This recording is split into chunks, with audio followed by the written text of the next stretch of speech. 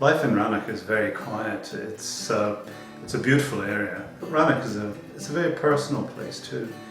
Not a big population, but lovely wildlife, beautiful landscapes, and I love it. I've known it since 1970 and love it to bits. This is entirely the wrong place for a wind farm.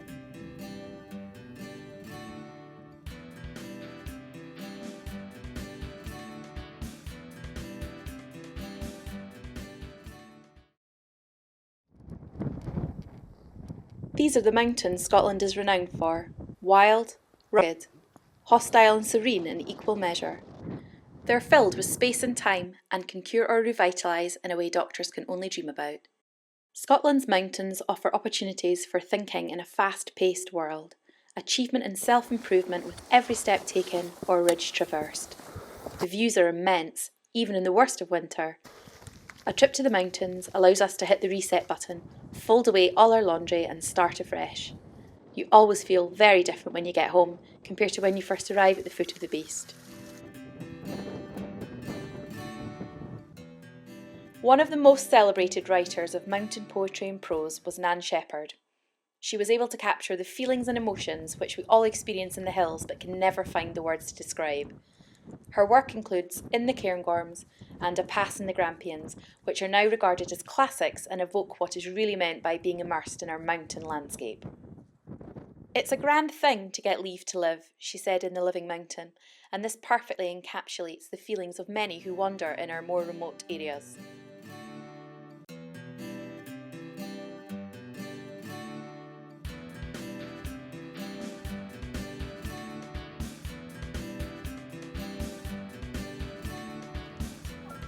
Is this what she meant when describing green pinions and angels?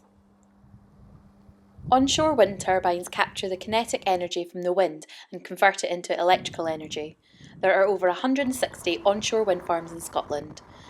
They range in size from individual small-scale turbines to large-scale sites such as Whiteley, which powers hundreds and thousands of homes and businesses.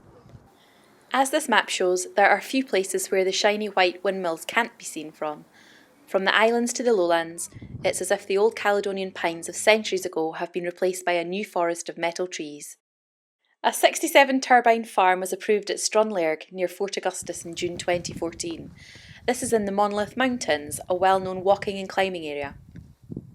If we build a few more wind farms of this size, then the last wild spaces in Scotland will be gone forever. There are two forces at work here, both seemingly far more powerful than the glaciation that created our mountains in the first place. The first is our need for a secure energy regime where power is produced that is clean, green, efficient, and not at the mercy of other nations and governments around the world. The Scottish Government has taken a lead here and its targets are ambitious. Its 2020 route map for renewable energy in Scotland established a target to an equivalent of 100% demand for electricity from renewable energy by 2020. This is a target they are well on course to achieving. The roadmap update, published in December 2013, states that the government wants to see a range of renewable technologies developed across Scotland. However, at the moment, the renewable sector in Scotland, as well as our horizons, are dominated by onshore wind. The second force at work here is those who want to keep our landscapes natural for plant and wildlife to grow and where nature is allowed to be the deciding factor in how the landscape evolves. Organisations such as the John Muir Trust, the Mountaineering Council of Scotland and national park authorities all work to care for and help protect the environment for people and wildlife. The John Muir Trust has been a vocal opponent of many wind farm projects in Scotland. Wild land is the key issue for many wind farm proposals, as these are often the windiest places in Britain. Recently, Conservative MSP Murdo Fraser secured and led a debate on objections to the proposed Talavay wind farm in Rannoch. There were about 40 members of the public in the gallery, but far fewer MSPs. The most telling point of the debate was made by Michael McMahon, MSP, who said, "If a developer was to suggest building a multi-storey building taller than Glasgow's Red Road Flats on Rannoch Moor, they would get laughed out of any planning committee." During the same debate, Rob Gibson, MSP, asked why local people shouldn't benefit from the development of natural resources such as wind power. Examples of this type of fund can be found around the country.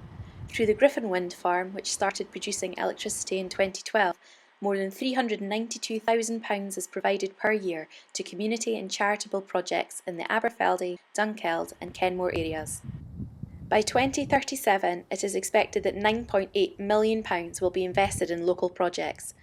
Grants already given to community and charitable projects include £100,000 towards the cost of the redevelopment of the Burke Cinema in Aberfeldy, £20,000 towards the cost of purchasing a new 4x4 all-terrain Land Rover for Tayside Mountain Rescue. In total, this comes to more than £1.2 million so far invested in projects that would otherwise have had to look elsewhere at scarce council or trust grants.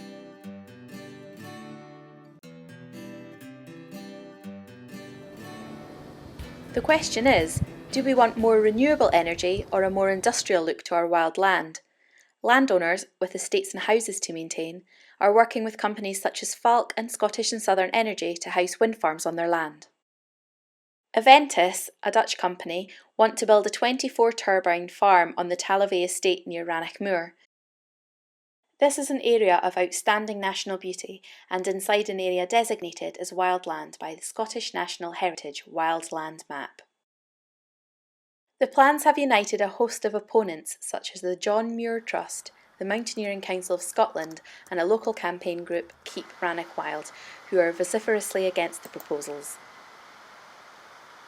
I think very few people are hostile to wind farms in principle or to wind renewables in principle, very, very few.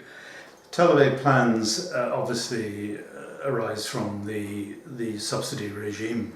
But the subsidy-driven incentives are so enormous that I can understand why estate owners would want to take advantage of them. There are two major problems with this particular site.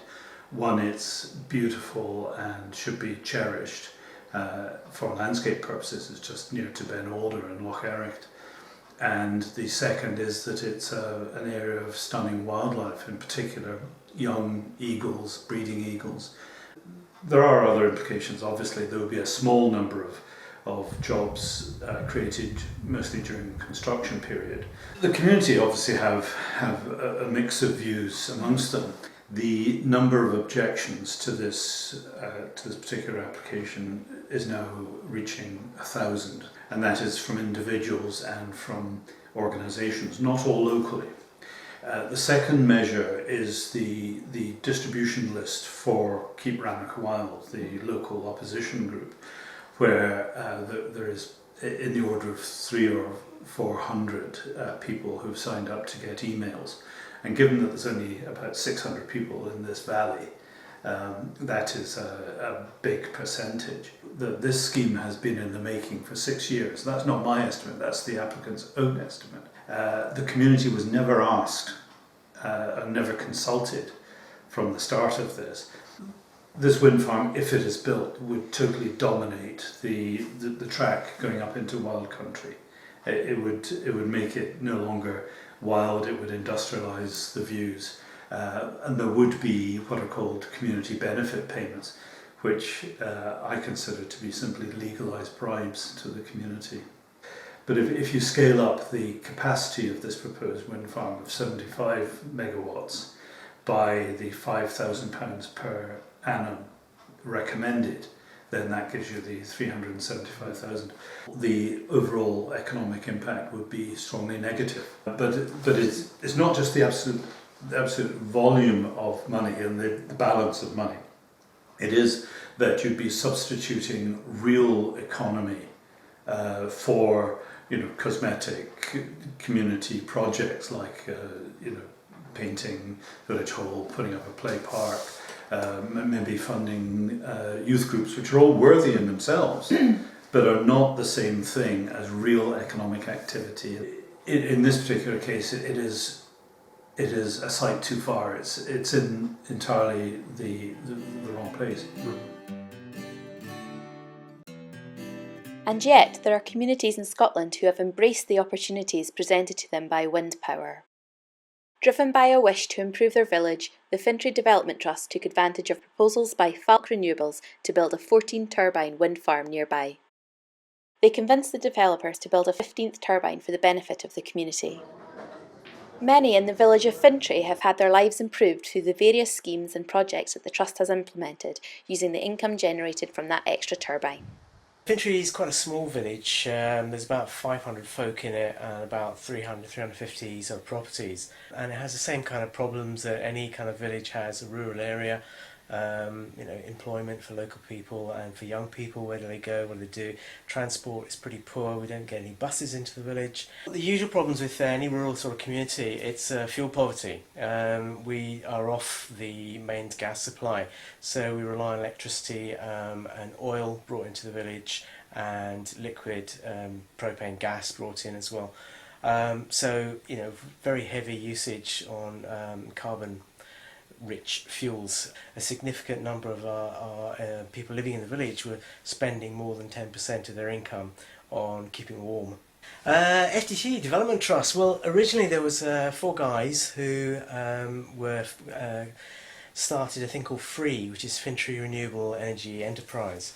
So we, along with another group, put together the idea that we can actually put insulation within the properties within the village, and that will drive down the carbon sort of usage.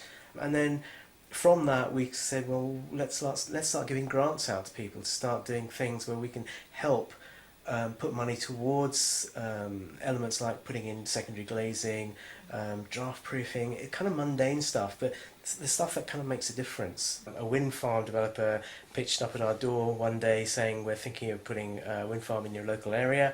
And that's actually quite a positive thing, because people can actually look at one of the turbines and say, that's ours. That's the mechanism that's bringing in a lot of good things for our village and for our community. Wind farms are fantastic. They produce genuinely renewable electricity. They produce far more energy than is ever used in their manufacture. The vast majority that I've seen, I believe, grace the landscape. The kind of downside is that they're intermittent, so they produce electricity when there's enough wind. I think the only issue I would have is to do with where the money that they generate goes at the end of the day. Money that is gone into supporting it disappears out of local communities, and in fact disappears abroad. When they see what's actually happening, the fact that we've been able to insulate more than half the homes, that 2/3 of the houses are now insulated, we've been able to put in micro renewables into the village, so reducing our requirements to rely on fossil fuels. And I think if you compare the long-term impacts of having a wind farm to any other form of generating electricity, the effects are negligible.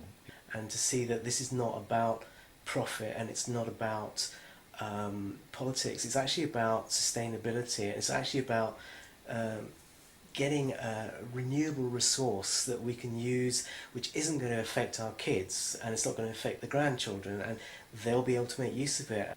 I think there needs to be more work done in terms of energy storage, for example, so that if wind farms are capable of producing energy when it's not required, that energy can be stored and released into the grid when it is required. I'm pro wind farms. I mean, I've always been keen on renewables. I think it is the way forward. We have finite resources on the planet, and we need to do something about production of energy that is renewable and is sustainable.